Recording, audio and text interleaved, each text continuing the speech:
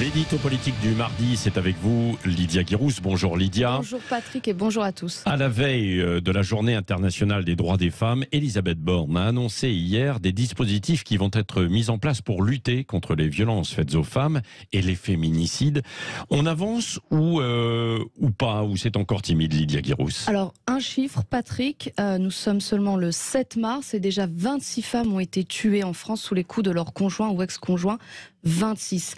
Elisabeth Borne sait qu'il y a urgence, le fléau perdure dans notre société, une société pourtant avancée, moderne, éduquée, et qui n'est pas seulement le fait de la culture judéo-chrétienne, pour reprendre les propos des féministes, d'oser le féminisme, ce féminisme gauchiste.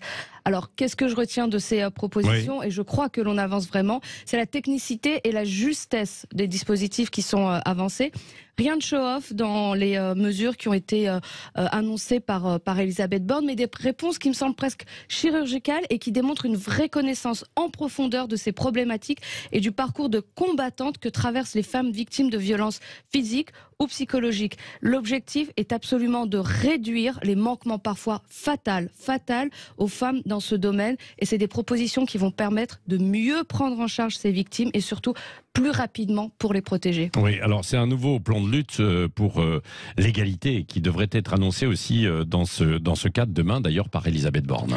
Alors on pourrait dire encore un énième plan, bien sûr, on pourrait le dire, mais moi j'ose croire que celui-ci sera plus efficace. La ligne est tolérance zéro pour enrayer ce phénomène et surtout une action à 360 degrés, volet économique, santé, éducatif et sécuritaire. Les mesures les plus marquantes sont le fichier des auteurs de violences conjugales pour agir plus efficacement, la délivrance des ordonnances de protection sous 24 heures qui permettent de véritablement protéger et mettre à l'abri les victimes, le doublement des maisons des femmes qui sont des lieux si indispensables pour accompagner ces femmes dans des moments d'extrême vulnérabilité, et la création de 200 pôles spécialisés dans les tribunaux pour traiter plus rapidement les dossiers liés aux violences conjugales. Et enfin, Patrick, permettez-moi un message aux victimes de violences conjugales. Déposez plainte, mesdames, n'ayez pas peur, allez au commissariat, déposez plainte, c'est le message qu'il faut retenir. Ne lâchez pas, déposez plainte et ne reculez plus. Aucune honte, aucune gêne, faites respecter vos droits et votre intégrité, déposez plainte pour vous, vos enfants. Pas d'excuses, pas de pardon pour les bourreaux.